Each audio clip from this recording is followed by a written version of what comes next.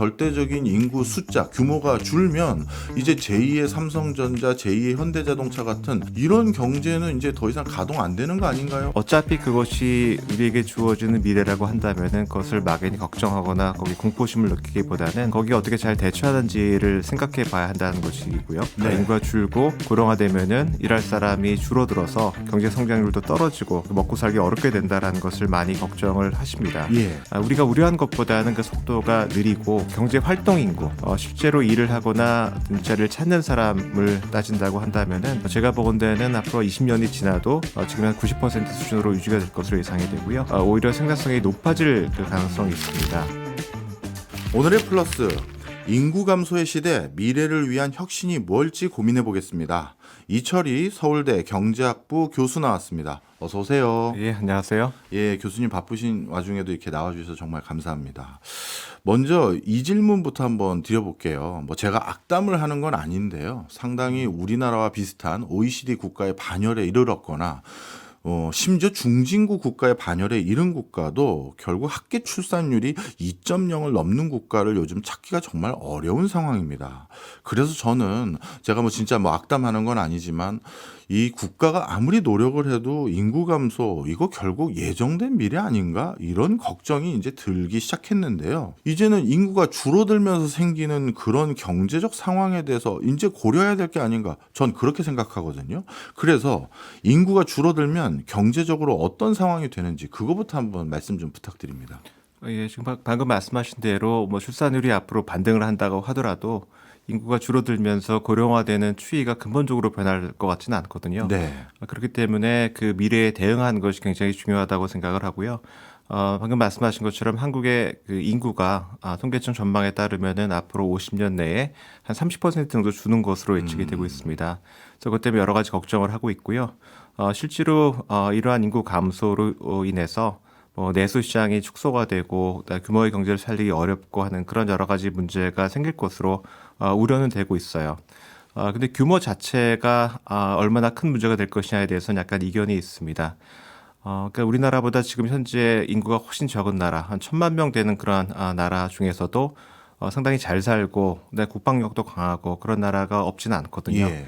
그러니까 인구 자체가 얼마나 문제가 되는지 보다도 한국의 경우에는 인구가 줄어든 속도가 굉장히 빠르다는데 이게 좀 우려가 있는 것 같고요. 그래서 그 인구가 주는 속도 더해서 인구의 구조가 굉장히 빨리 변하는 것이 한국 경제는 굉장히 위험 요인이 될 것 같습니다. 그러니까 잘 아시다시피 그 인구가 줄어드는 것이 출생아 수가 빨리 줄어들면서 이게 네. 나타나는 현상이거든요. 그래서 지금 태어나는 인구의 수가 과거 한 50년 전에 비하면은 한 지금 4분의 1밖에 안 되고요. 불과 10년 전에 비해서도 절반밖에 안 되는 이제 그런 속도로 빨리 줄고 있기 때문에 이러한 매년 태어나는 인구 수의 빠른 변화가 한국 경제의 여러 분야에 불균형을 야기할 것으로 그렇게 우려가 되고 있습니다. 그러니까 여러 가지 제도라든가 시스템이 매년 몇 명의 사람이 태어나는지 대체로 맞춰져 있거든요. 예. 예를 들어 의사 수라든가 보육시설, 교육, 국방 여러 가지가 다 그렇게 맞춰져 있는데 이것이 천천히 변한다고 한다면은 어느 정도 맞춰서 적응하는 것이 가능하지만 이런 식으로 빨리 변화하게 되면은 여기에 맞춰서 적응하는데 상당한 비용이 들게 될 수밖에 없고요.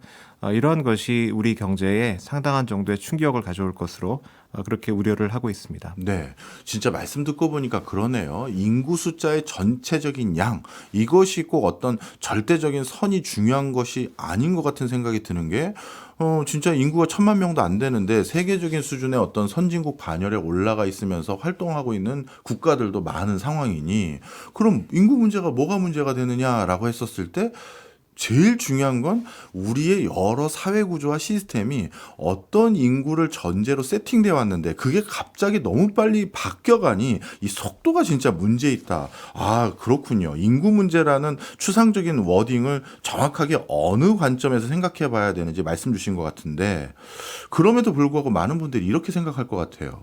그래도요, 교수님, 절대적인 인구 숫자, 규모가 줄면 이제 제2의 삼성전자, 제2의 현대자동차 같은 규모의 경제를 기반으로 해서 뭔가 실현할 수 있는 이런 경제는 이제 더 이상 가동 안 되는 거 아닌가요? 이런 질문이 있을 것 같거든요. 예. 제가 인구가 주는 것 자체가 경제에 좋다거나 아니면 전혀 걱정할 만한 것이 아니라는 걸 말씀드리는 것은 아니고요. 어차피 그것이 우리에게 주어지는 미래라고 한다면은 그것을 막연히 걱정하거나 거기 공포심을 느끼기보다는 거기에 어떻게 잘 대처하는지를 생각해 봐야 한다는 것이고요. 그리고 제가 곧 말씀드리겠지만 어떻게 대처하는지에 따라서 그 충격이나 비용을 상당히 많이 줄일 수 있다는 점을 꼭 말씀을 드리고 싶습니다. 그러니까 인구 변화의 미래와 관련해서 제일 많이 걱정을 하시는 것이 노동 인구 절벽 현상이에요. 그러니까 네. 인구가 줄고 고령화되면은 일할 사람이 줄어들어서 이제 한국의 산업 경쟁력이 약화가 되고 경제 성장률도 떨어지고 먹고 살기 어렵게 된다라는 것을 많이 걱정을 하십니다. 예. 근데 제가 여러 가지 그 분석을 해보면은 우리가 우려한 것보다는 그 속도가 느리고 예. 어떻게 하는지에 따라서 많이 달라질 수 있다라는 그런 결과가 나오는 것 같고요. 그러니까 생산 연령 인구, 많이들 걱정하시는 그런 우려의 근거라고 할 수 있는 15에서 64세 인구는 굉장히 빠르게 줄어드는 게 맞습니다. 예. 2022년을 100으로 놨을 때 한 20년 후가 되면은 80%로 줄고 50년 내로 45%로 줄기 때문에 이야. 굉장히 빠르게 줄어드는 건 맞습니다. 예. 그런데 경제 활동 인구, 실제로 일을 하거나 어떤 일자리를 찾는 사람을 따진다고 한다면은 제가 보건대는 앞으로 20년이 지나도 지금 한 90% 수준으로 유지가 될 것으로 예상이 되고요. 그 이유는 한국 같은 경우에는 젊은 사람들은 일을 좀 덜하고 예. 나이 드신 분들이 일을 많이 하는 그런 구조이기 때문에 인구가 고령화되더라도 그것이 노동 인구에 미치는 영향이 좀 약하다라는 그런 이유 때문에 그렇습니다. 네. 거기다가 생산성이 떨어질 것이라고 우려하는 분들도 계세요. 보통 나이가 들면서 생산성이 떨어지기 때문에 고령 인구의 비중이 늘리면은 생산성이 떨어질 것이라고 우려를 하는 분들이 있습니다. 예. 근데 그건 선진국의 경우에는 맞습니다. 그런 나라는 주로 나이 효과를 고려를 해야 되고 나이 효과만 따진다고 한다면 생산성이 떨어지는 것이 맞는데요. 네. 한국처럼 지난 한 50년 기간 동안에 굉장히 빠르게 변한 나라 같은 경우에는 코호트 효과, 그러니까 언제 태어난지가 굉장히 중요한데요. 한국의 경우에는 늦게 태어나신 분들일수록 그 교육 수준도 높고 네. 그다음에 좋은 여건에서 어린 시절과 청소년기를 보냈기 때문에 이분들이 고령층에 들어오면서 오히려 생산성이 높아질 그 가능성이 있습니다. 그래서 제가 그 시간당 임금을 생산성의 지표로 해서 이게 시뮬레이션을 해보면은 앞으로 한 50년 기간 동안은 고학력화가 진행이 되는 것이 고령화 진행이 되는 효과를 압도를 해서 오히려 생산성이 높아지는 그 효과가 나타날 것이고요. 그래서 생산성을 조정한 노동 투입은 앞으로 한 25년 정도 지나더라도 지금 한 90% 성질을 유지할 것으로 예상이 됩니다. 그래서 여기서 끝나는 것이 아니고 또 경제활동 참가율 자체가 앞으로 높아질 가능성도 있고요. 네. 여러 가지 정책에 의해서 생산성이 높아질 가능성도 있습니다. 예를 들어서 그 여성과 그 장년 인구의 그 경제활동 참가율이 25년 내에 그러니까 최근에 이웃 나라 일본 수준까지만 높아진다고 한다면은 예. 2047년까지 한 182만 명 정도의 노동 인구가 늘어나는 효과가 있고요. 그다음에 한국의 여성의 그 상대적인 생산성이 또 그 OECD 평균 수준까지만 올라가도 한 179만 명 정도가 늘어나는 효과가 있습니다. 그래서 이런 일이 일어난다고 한다면은 앞으로 한 25년 후에도 한국의 그 노동 인구가 크게 줄지 않는다. 그렇기 때문에 이것은 어떻게 대응하는지에 따라서 이 그러니까 노동 인구 절벽이 나타나지 않을 수도 있다라는 점을 말씀을 드리고 싶습니다. 그렇군요. 어떻게 보면 절대적인 저출산으로 인해서 인구 숫자가 줄어드는 것이 문제가 아니라 우리 고령층이라든가 여성들 그동안 노동 활동으로 적극적으로 참여하지 않은 분들이 추가적으로 활동을 할 수 있는 환경이나 기회들도 있고 또 적극성도 있기 때문에 그런 부분의 충격은 우리가 생각한 것보다 덜하다 이런 말씀을 주셨습니다. 그렇다면 이런 분들이 적극적으로 참여할 의사가 있었을 때 이게 사회적으로 반영될 수 있는 사회적 제도 마련도 중요해 보이는데요. 그렇다면 지금 이 시점에 정년 폐지 내지 정년의 연장 이런 것도 좀 논의를 해야 될 필요가 있을까요? 예, 제가 보는 데는 가까운 장래에는 청년이나 여성 인구를 적극적으로 활용하는 것이 필요하지만 좀 먼 장래로 가게 되면은 아무래도 점점 늘어나는 그 고령 인구를 잘 활용하는 것이 매우 중요하다고 생각을 합니다. 예. 근데 미래의 고령 인구는 이 현재나 과거의 고령 인구하고는 많이 다를 것으로 예상이 되고요. 그러니까 학력 수준도 굉장히 높고 생각성이 높은 소위 그 파워 시니어로 이 전환될 가능성이 굉장히 높습니다. 근데 한국 사회가 이런 분들을 지금 잘 활용하고 있는가 하고 봤을 때 그러니까 양적으로는 꽤 많이 활용을 하고 있어요. 그러니까 65세 이상 고용률이 OECD 국가 가운데서 제일 높습니다. 네. 그러니까 작년 기준으로 38%가 넘고 있고요. 그렇지만 그 내면을 자세히 들여다보면은 그 서양 예를 들어서 뭐 미국이라든가 독일, 일본 같은 나라는 나이가 들어서 누가 일을 하냐면은 가장 학력이 높고 생산성이 높은 분들이 남아서 일을 하십니다. 그러니까 공헌도가 높죠. 근데 한국은 고령자들 고용률은 높지만 누가 주로 남아서 일하는가? 학력 수준이 낮고 생산성이 낮은 분들이 은퇴 준비가 안 돼 있기 때문에 그 생계를 위해서 나와서 예. 일하는 경우가 많고요. 또 이것이 앞으로 그 소위 파워 시니어가 늘어나게 되는 그러한 상황하고는 잘 맞지가 않는 그런 상황입니다. 그래서 이런 분들 활용을 늘려야 되는데 그럼 정년 연장을 통해서 이 문제를 좀 해결할 수 있을까? 물론 도움은 되겠지만 전 충분하지 않다라고 생각을 예. 하고요. 우선은 그 정년 연장이라고 하는 것이 앞으로 우리나라 노동시장에 발생할 그런 수급 불균형을 해소하는 데 충분하지가 않습니다. 그러니까 우리나라 앞에 나타날 그 문제라고 하는 거는 모든 분야의 노동 인력이 부족해지는 현상이 아니고요. 예. 특정한 분야에 특정한 일을 할 수 있는 사람이 부족해지는 일종의 미스매치 문제가 심해질 것으로 예상이 되거든요. 예. 근데 정년 연장이라고 하는 것은 그분이 어디서 일하는지 그분의 특성이 무엇인지 관계없이 나이신 분들의 그 고용을 다 늘리는 그런 예, 예. 정책이에요. 근데 앞으로 그 노동 부족이 나타날 그런 분야, 뭐 예를 들어 사회복지 서비스업이라든가 운송업, 그다음에 소매업, 음식점 및 주점업 이런 분야는 사실 정년이라는 것이 별 의미가 없는 그런 예, 분야이거든요. 그러니까 정년을 늘린다고 해서 앞으로 노동 수급 불균형을 해소하는 것이 가능한 것은 아니다라는 점을 말씀을 드리고 싶고요. 무엇보다도 그 파워 시니어가 등장을 하게 되면은 그러니까 나이만 보고 이것에 따라서 사람을 채용할 것이냐, 그다음에 처우를 어떻게 할 것이냐 하는 그런 제도가 잘 맞지 않습니다. 그러니까 지금의 정년제라고 하는 것이 딱 그렇고요. 그러니까 나이를 보고 채용 여부를 결정하고 나이를 보고 임금 피크제를 적용하는 그런 상황이거든요. 근데 그 은퇴 준비가 비교적 잘 돼 있고 생산성이 높은 그 파워 시니어들 같은 경우에는 네. 그런 상황에서 일을 계속할 유인이 별로 없게 되죠. 그렇겠네요. 예, 내가 왜 지금 이 임금을 받고 남아서 일을 하겠는가 하는 그런 분들이 생길 수가 있거든요. 예. 그렇기 때문에 정년 연장만으로는 앞으로의 그 등장하는 파워 시니어를 충분히 활용하기 어렵다라는 점을 말씀드리고 싶고요. 네. 그래서 제가 제안하고 싶은 그 노동시장의 변화 방향은 두 가지입니다. 예. 그러니까 첫 번째는 나이를 보지 않는 그런 노동시장 고용 예. 정책이고요. 그러니까 그 사람이 나이가 아니라 그 사람의 그 역량, 무엇을 할 수 있고 경험이 어떻고 그런 것에 맞추어서 그 사람 채용 여부도 결정하고 어디에 쓸 것인지를 결정하고 그다음에 임금도 결정하고 이제 이렇게 돼야만 이런 이 고령자들을 더 잘 활용할 수 있다고 생각이 되고요. 두 번째는 고령 친화적인 일자리로의 전환이 꼭 필요합니다. 예. 그러니까 아무리 생산성이 높은 고령자라 하더라도 나이가 들면은 아무래도 근로 의욕도 좀 줄어들 수가 있고 체력도 저하되고 그런 문제가 생기거든요. 예.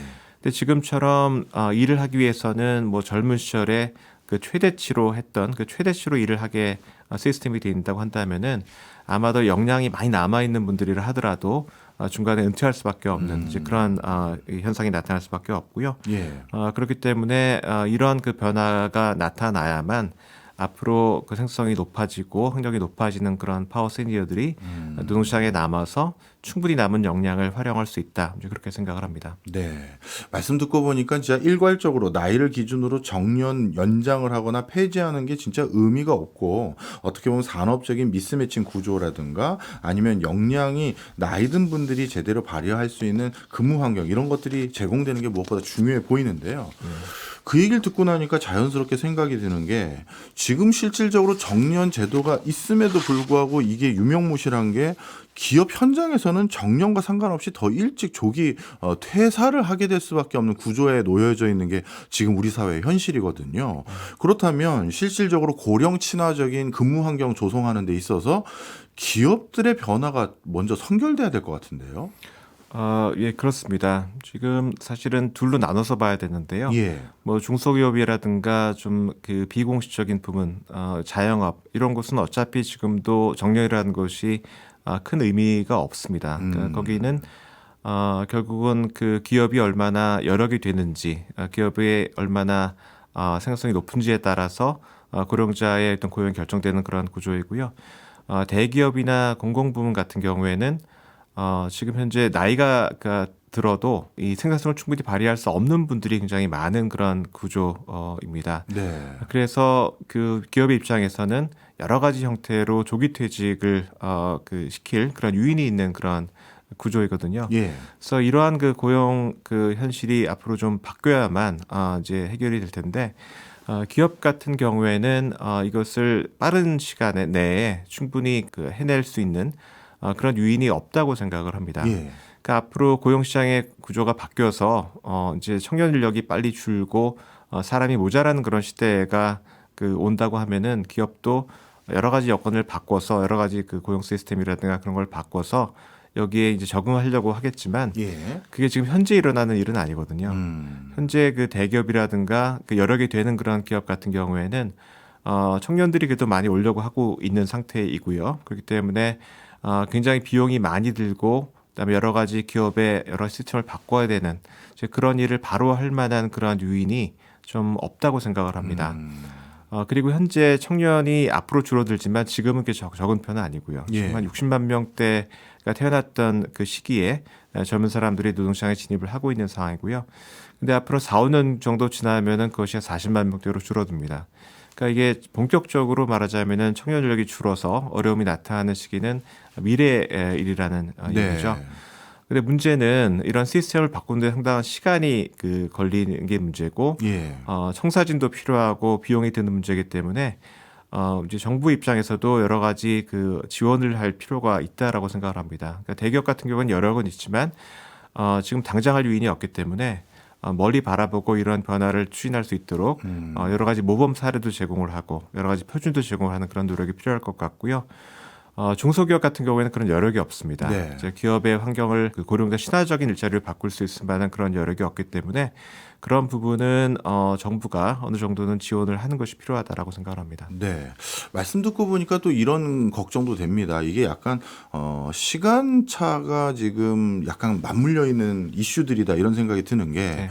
고령자들은 특히 올해 내년 갑자기 대규모 구조조정이 예상되는 산업 부분도 꽤 있고요. 그러다 보니까 조기 은퇴를 하게 되면 우리 고령 친화적인 일자리 기회를 더 많이 확충해 달라라는 목소리 분명 높아질 가능성이 점점 더 커지고 있고, 근데 반면에 지금 청년층도 가뜩이나 취업이 바늘구멍이거든요.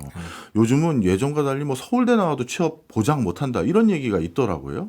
그만큼 청년층도 우리 일자리 하나도 부족한데 고령층 일자리를 더 늘려주면 그럼 우리 청년 일자리 결국 더 줄어드는 거 아니냐 이런 지적도 있을 것 같아요. 네. 뭐 그런 지적이 있을 수가 있는데요. 그거는 예를 들어서 정년 연장, 그러니까 법적인 정년 연장과 같이 인위적으로 고령자들의 고용을 늘리는 그런 정책 같은 경우에는 청년층의 일자리하고 상당한 상충이 있습니다. 예. 그러니까 과거 2016년의 정년 연장의 사례를 보더라도 그때 정년 연장 때문에 청년들의 고용이 줄었다고 하는 그런 연구 결과가 많이 나오고 있는 상태이고요. 그래서 그런 것은 이제 그런 문제를 야기할 수 있지만 고령 친화적인 일자리로 전하는 것 자체는 고령자 일자리를 늘리는 것은 아닙니다. 네. 일자리의 성격 자체를 바꾸는 것이거든요. 근데 뭐 미국에서 나온 연구 결과를 보게 되면은 고령 친화적인 일자리라고 하는 것이 고령자뿐만이 아니라 다른 젊은 사람들에게도 상당히 인기가 있는 그런 일자리입니다. 특히 여성하고 고학력의 젊은 인구에게도 상당히 인기가 있는 일자리이고요. 뭐 한국의 경우에도 마찬가지라고 생각이 됩니다. 소위 MZ 세대라고 하는 뭐 최근에 한국의 젊은 사람들 같은 경우에는 그런 고령 친화적인 일자리, 그 일자리의 성격을 보면은 자기 스스로 어떤 스케줄을 좀 결정할 수가 있고 예. 좀 유연하고 비대면 근무도 가능하고 그다음에 유급휴가를 오래 쓸 수 있고 뭐 그런 종류의 일자리거든요. 예. 그런 일자리에 대한 선호가 분명히 있고요. 예. 미국의 사례를 보게 되면은 고령 친화 지수가 높은 그런 업종이 늘어나면서 고령자의 고용도 늘었지만 아까 말씀드린 고학력의 젊은 여성, 그다음에 고학력의 젊은 인구의 고용률도 같이 늘었다라는 그런 연구 결과가 나오고 있거든요. 그러니까 이게 꼭 상충 관계에 있는 것은 아니고요. 그러니까 누차 말씀드리지만 고령 친화적인 일자리를 만드는 것 자체가 고령자에게 어떤 특혜를 주는 것은 아닙니다. 예. 그러니까 그것은 고령자들도 일을 할 수 있는 기회를 주는 것이고요. 그러니까 과거 같은 경우에는 소위 전부 아니면 전무. 그러니까 뭐 전적으로 과거 그 젊을 때 일하던 만큼 일하지 않으면 이제 그만둬야 된다라는 그러한 그 시스템이었는데 네. 그렇지가 않고 자기가 할 수 있을 만큼 일할 수 있는 그런 기회를 주는 것이고요. 근데 다만 그 처우는 그분의 생산성에 따라서 결정이 되는 것이기 때문에 네. 굉장히 특혜를 주는 것은 아닙니다. 네. 그러니까 이것이 뭐 경쟁이 없어지는 것은 전혀 아니지만 젊은 사람들이나 나이 드신 분들이나 어떤 공정하게 같은 조건 하에서 경쟁하는 그러한 시스템이기 때문에 이런 일제가 늘어난다고 해서 특히 젊은 사람들에게 뭐 피해를 준다거나 그런 일이 생기지는 않을 것 같고요. 오히려 젊은 사람들에게도 인기가 있는 일자리이기 때문에 그 세대 간 상생에 있어서도 상당히 긍정적인 그러한 정책이 아닌가 생각을 합니다. 네. 나이가 들었다는 이유만으로 배제하는 것이 아닐 뿐이지 특혜를 주자는 것은 절대 아니다. 그런 말씀이시네요. 교수님, 저는 사실 올해 가장 재밌게 읽고 와, 뭐 이거 진짜 책 제대로 잘 읽었다 싶었던 책이 올해 교수님이 내신 저서인 일할 사람이 사라진다. 이 책이었거든요. 근데 제목은 무서웠어요. 일할 사람이 사라진다라고 하니까 이제 큰일 났구나 했는데 방금 책 내용의 일부를 요약해서 말씀해 주신 것처럼 그래도 노동 관련한 그 시장에서는 나름대로 시간적 여유도 있고 우리가 대안을 찾으면 방법도 있습니다라는 말씀을 쭉 책에서도 많이 설명을 해 주셨는데요. 그럼에도 불구하고 많은 분들이 저와 비슷한 걱정들을 하실 것 같아서 한번 질문을 드려보면, 예를 들어서 우리나라 산업 구조는요, 혁신지향적인 산업 구조를 많이 가지고 있다 보니 어떻게 보면 젊었을 때 더 왕성한 퍼포먼스를 할 수 있는 업종이 많은 것 같아요. 특히 지금 먹거리로 찾고 있는 전기자동차, 반도체, 인공지능도 우리가 머릿속에서 그 분야에 일하고 있는 사람들의 모습은 시니어가 경험과 노하우를 발휘하는 게 아니라 엄청난 혁신성을 젊었을 때 발휘하는 그런 분야인 것 같아 보이거든요. 그렇다면 아무리 우리가 지금 나이 든 사람들과 여성 이런 분들이 충분히 어느 정도 더 일할 기회가 있다 하더라도 이 부분은 뭔가 문제가 생기는 거 아닐까요? 예, 저도 개인적으로 가장 우려를 하는 그런 노동시장의 변화는 젊은 사람들이 굉장히 빠르게 줄어드는 겁니다. 만약에 2022년에 뭐 성별, 연령별, 학력별 경제활동 참가율이 유지가 된다고 한다면은 35세 미만의 그 취업 인구가 앞으로 한 20년, 25년 내로 절반으로 줄 것으로 예상이 되거든요. 그러니까 젊은 사람이 굉장히 빠르게 줄어드는 현상은 피할 수가 없을 것 같습니다. 예. 근데 방금 말씀하신 것처럼 젊은 사람들이 주로 어디에 고용이 되어 있는가? 한국 경제 미래가 있는 그런 부분, 굉장히 빨리 변하는 그런 부분에 있는 것을 알 수가 있고요.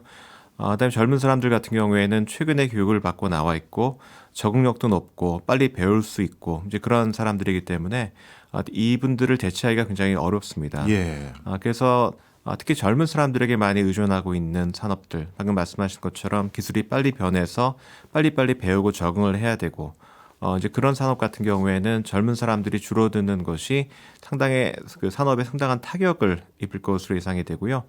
또 젊은 사람들은 그 외에도 노동시장 전반의 어떤 그 기능 자체를 약화시키는 그러한 요인으로 작용을 할 것으로 예상이 됩니다. 예. 그러니까 젊은 사람들은 방금 말씀드렸던 것처럼 이동성이나 적응력, 그러니까 배우 능력이 높기 때문에 이 노동시장의 기능, 그러니까 사람이 남아돌아가고 생산성이 낮은 곳에서 사람이 모자라고 생산성이 높은 곳으로 그 재배치하는 그런 기능을 제일 잘할 수 있는 인력이 젊은 인력이거든요. 예. 그러니까 젊은 인력이 줄어들게 되면은 그런 기능이 낮아지게 되면서 산업 경쟁력도 떨어지고 노동시장이 활력이 떨어지는 그런 문제가 나타날 것으로 예상이 되고요. 그래서 그 문제만큼은 상당히 그 우려스러운 일이라 이렇게 말씀을 드리겠습니다. 네. 그렇다면 이건 달리 말하면 귀하디 귀해지는 젊은 노동력, 이분들을 최대한 적재적소에 잘 활용하는 게 우리 사회의 가장 중요한 역량이 되겠네요. 네, 그렇습니다. 그러니까 청년이 줄어드는 것은 막을 수는 없는 현상이죠. 예. 지금 당장 출산율이 높아진다 하더라도 그것이 영향을 미치는 것은 뭐 한 25년, 30년 후의 일이기 때문에 예. 앞으로 한 25년 동안은 이 그 변화를 막을 수는 없고요. 그렇다고 한다면은 줄어드는 청년 인력을 최대한 잘 활용하는 것이 이제 우리가 해야 될 그런 일인 것 같습니다. 이제 그러기 위해서 꼭 필요한 것이 그 교육 개혁과 노동 개혁이라고 생각을 해요. 그러니까 사람은 줄어들지만 그 사람을 최대한 생산적이고 건강한 그러한 인력으로 키워내야 되고요. 그러기 위해서는 아이들에 대한 투자를 좀 늘려야 되고 그 네. 건강이라든가 인적 자본에 대한 투자를 늘려야 되고 초, 중등 교육도 좀 창의적인 인재를 길러내기 위한 그런 노력으로 바꿔야 되고요. 무엇보다도 대학 교육이 이제는 훨씬 여러 그 장벽도 허물고, 그러니까 분과 간의 장벽도 허물고 훨씬 유연화가 돼서 빨리빨리 바뀌는 그러한 그 노동시장 또는 산업에서의 그 필요를 충족시켜주는 그런 방향으로 교육이 좀 유연화되고 개방화돼야 된다는 점을 말씀을 드리고 싶고요. 네. 노동시장도 훨씬 지금보다는 유연화되고 예. 이동성이 높아져야 됩니다. 그 젊은 사람이 줄어드는 만큼 그 소수의 젊은 사람들이 그 역할을 하게 하려면은 빨리빨리 그 사람을 제일 그 많이 필요로 하는 그 사람이 제일 생산성을 높이 발휘할 수 있는 곳으로 빨리빨리 이동할 수 있어야 되거든요. 예. 이제 그렇게 이루어갈 수 있게끔 그 교육이나 훈련 시스템도 좀 개선이 돼야 되고요. 이동성을 높일 수 있는 여러 가지 조치가 필요하다. 뭐 그렇게 좀 생각을 합니다. 그렇군요. 결국 우리 인구 구조가 바뀜에 따라서 이 인구를 적재적소에 활용하고 특히 젊은 인구를 활용하기 위해서는 그 젊은 인구들이 적재적소에 활용할 수 있는 인재로 양성되기 위한 교육제도 개편, 노동시장 개편이 필요한 상황이군요.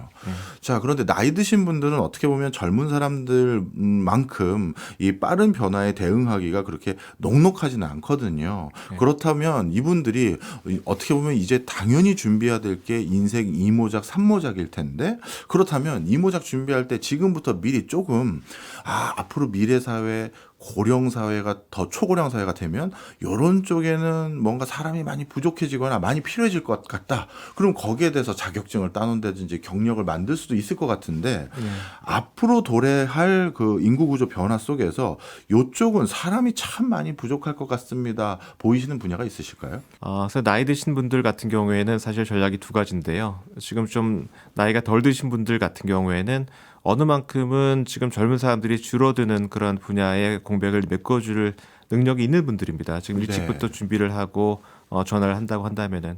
근데 그런 분야는 사실 좀 첨단 업종이 많아요. 제가 얼마 전에 그 연구를 좀 해보니까 그런 업종이 어디냐면은 수도권 지역에 있는 그 정보통신업이라든가 전문 기술 서비스업이라든가 이제 그런 업종에 상당한 정도의 그 인력 부족이 발생할 것으로 예상이 됩니다. 근데 그건 아시다시피 주로 젊은 분들이 많이 하고 있는 분야죠.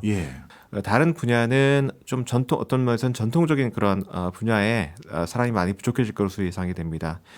특히 그 앞으로 한 10년 내, 20년 내로 제일 인력이 많이 부족해지는 것이 사회복지 서비스업이에요. 그러니까 사회복지 서비스업에서도 이 직종으로 봐서는 준전문직. 근데 그 준전문직은 주로 어떤 분들이냐면은 뭐 요양보호사라든가 감독인 같은 돌봄 인력입니다.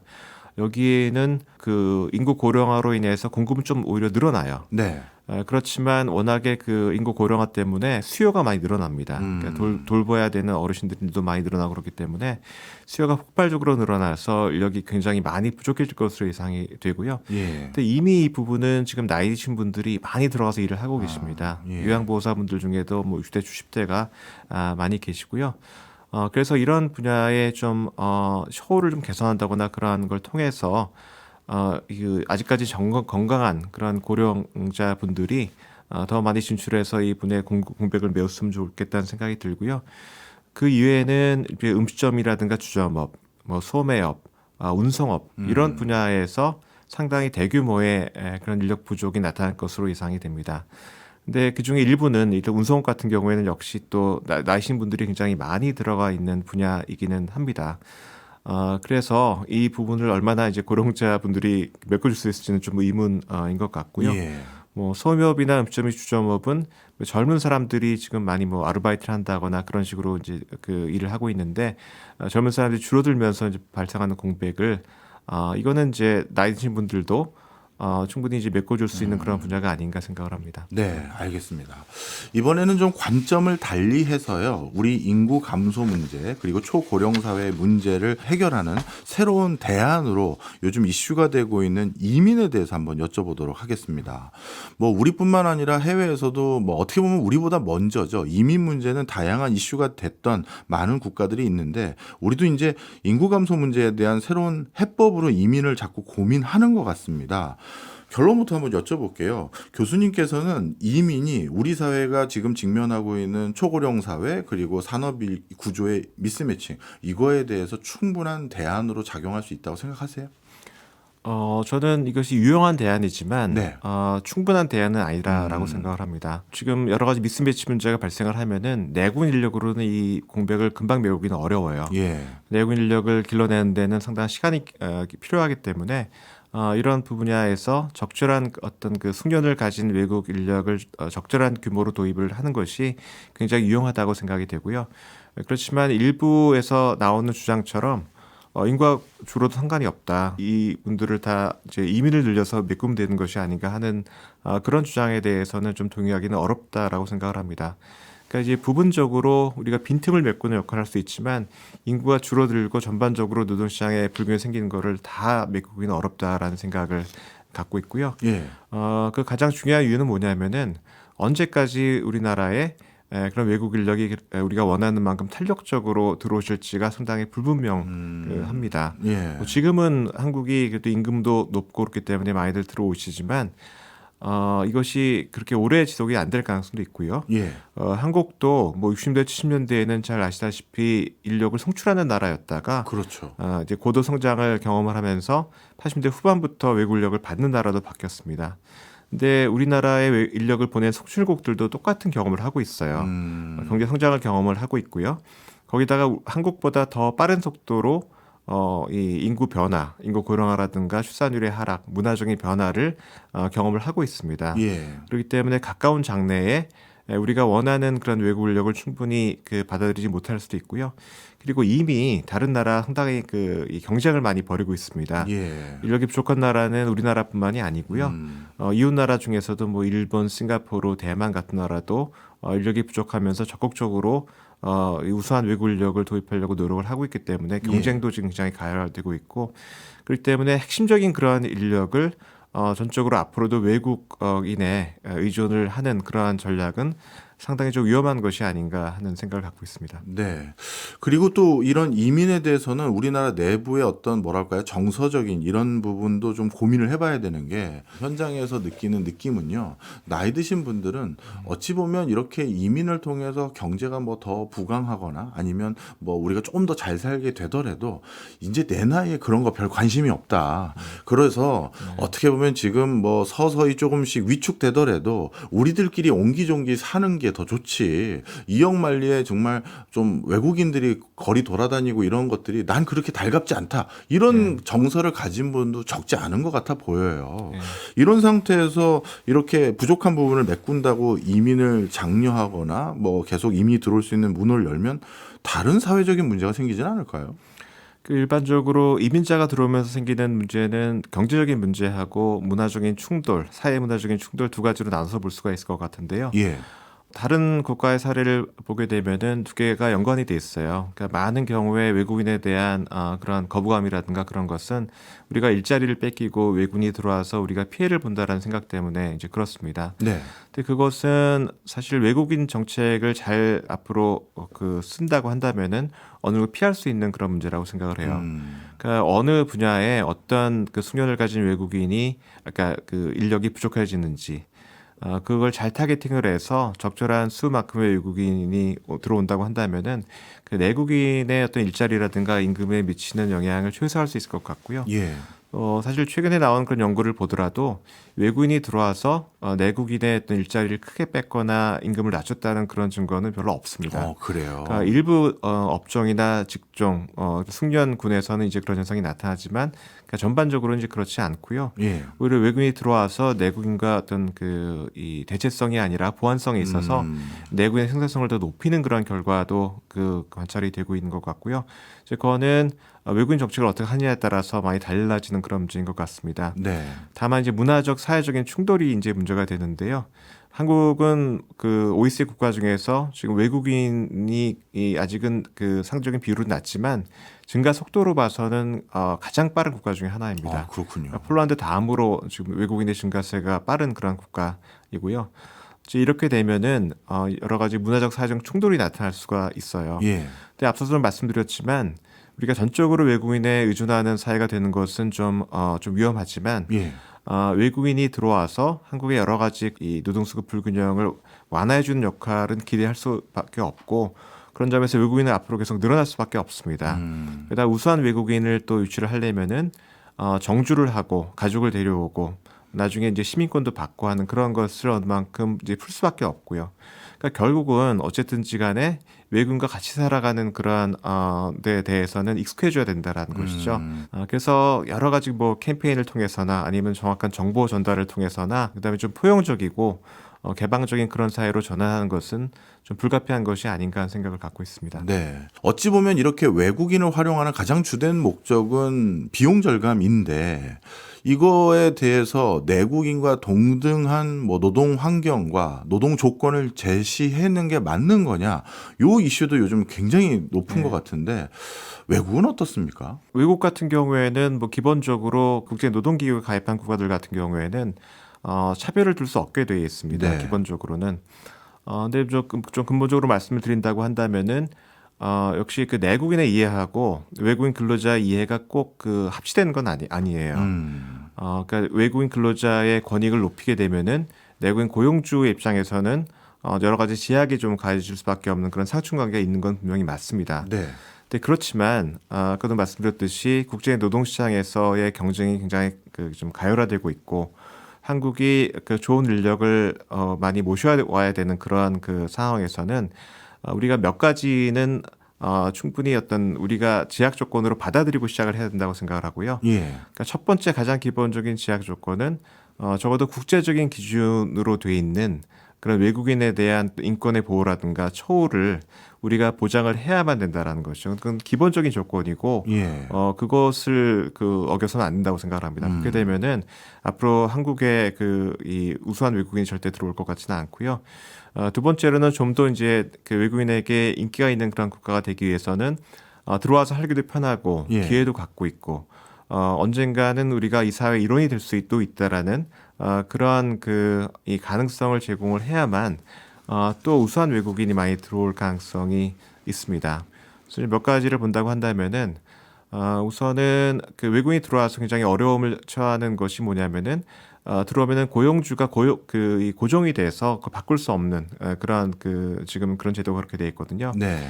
그게 경우에 따라서는 이제 뭐 인권이 좀 침해된 그런 이제 소지도 있고, 그다음에 더 근본적으로는 외국인을 충분히 잘 활용하기 어려운 면이 있습니다. 제일 네. 생산성이 높고 좋은 그런 부분으로 외국인을 배치를 해야만 잘 활용할 수가 있는데 그것을 이제 막는 이동성을 저해하는 그런 요인이 있고요. 그래서 그런 제약은 좀 풀어줘야 된다는 생각을 하고 있고, 그 전문 인력 같은 경우에는 과거 제가 연구를 해보면은 전문 인력이 들어와서 우수한 부분부터 먼저 한국을 떠납니다. 그건 이유는 뭐냐면 여기 와 살기 어렵다는 것이죠. 예, 예. 그러니까 일자리는 좋은데 본인이나 가족이 와서 생활하기 어렵고 교육시키기도 어렵고 그러한 여러 가지 생활 인프라도 좀 이 개선을 해야 되는 그런 문제가 있고요. 그래서 앞서 말씀드렸지만 더 나아가서는 이제 외국인에 대한 태도, 개방성, 외국인에 대한 차별을 이제 안 하는 이제 그런 문화적인 변화가 일어나야만 한국이 저기 살만한 곳이다. 가서 한번 일을 해보자라는 이제 그러한 외국인이 늘어나게 할 수 있는 네. 그러한 조건이라고 생각을 합니다. 네. 아마 현 정부에서도 당연히 뭐 이런 저출산 또 인구 고령화 과정에서 인구 구조 문제에 대한 시급한 대책이 무엇보다 필요하다고 확실히 인식은 하고 있는 것 같습니다. 그것 때문에 저출산 위원회를 비롯해서 이제 인구 관련한 문제를 전담하는 부처도 신설하겠다 이런 어떤 비전을 제시하고 있는 상황인데요. 현재 우리나라에서 저출산과 관련돼서 또 초고령 사회를 대비하기 위한 여러 노력들, 인구 구조 변화에 대한 노력들 하고 있는데 국가 대책들이 어떻게 진행되고 있다고 평가하세요? 예. 크게 봐서 인구 변화 대응은 두 가지로 나눌 수가 있고요. 하나는 저출산을 좀 완화하자라는 것이고, 두 번째는 그러니까 우리가 계속 얘기했던 것처럼 미래의 고령화 사회가 도래하기 때문에 거기에 대응하자라는 그 두 가지가 있는데, 뭐 정부의 정책은 대개는 저출산 대응 정책에 그동안 초점이 맞춰왔던 것이 사실입니다. 그래서 인구 대응에 대해서는 좀 아직까지는 노력이 좀 미진했다. 네. 그런 말씀을 드리고 싶고, 저출산 대응에 있어서도 단기적인 대책이라고 하는 것은 지금 당장 효과가 나타나서 결혼 출산을 늘릴 수 있는 그런 정책이 있습니다. 뭐 현금 지원이라든가 육아휴직 지원이라든가 뭐 보육시설 개선 그런 것들인데, 그런 것들은 그래도 노력을 많이 해서 어느 정도 가시적인 성과가 있는데, 좀 더 중장기적이고 구조적이고 근본적인 그러한 대책들 같은 경우에는 논의는 되고 있습니다만 아직까지 뭐 구체적으로 청사진이 제시가 돼서 어떤 변화를 가져오겠다. 예를 들어 뭐 노동시장의 변화라든가 뭐 교육의 개선이라든가 뭐 이러한 문제에 대해서는 아직까지 좀 많이 진행이 잘 되지 않고 있는 것이 아닌가 하는 생각이 들고요. 근데 이런 중장기적이고 좀 구조적인 대책하고 그다음에 미래 그 사회 대응을 하기 위해서는 사실은 굉장히 여러 부처의 그런 협업이 필요하고 네. 조율이 필요합니다. 그다음에 거기에 어떤 재원을 마련하는 그런 대책도 필요하고요. 이제 앞으로 이제 인구 전담 그 부처가 생기게 되면은 이제 그런 문제를 이제 컨트롤 타워 역할을 할 것으로 기대를 하고 있는데요. 아직까지는 이제 그러한 전체적인 조율이라든가 그런 것이 좀 미진한 것 같고 여러 부처가 정말 각각의 그런 역할을 하고 있는 그러한 상태가 아닌가 하는 생각이 들고요. 그래서 앞으로 이제 그런 것들이 많이 개선되기를 기대를 해봅니다. 네, 알겠습니다. 사실 우리 이철희 교수님께서는 정말 한 분야, 인구와 관련된 연구만 평생 해오신 우리나라 인구 분야의 최고 대가 중에 하나신데요. 뭐 정부 부처가 잘 모르는 부분 있으면 많이 방송에 나와서 바쁘신 건 알지만 알리시는 것도 좀 중요한 게 아닌가 이런 욕심 한번 내봤습니다. 지금까지 이철희 서울대 경제학부 교수였습니다. 고맙습니다. 예, 감사합니다.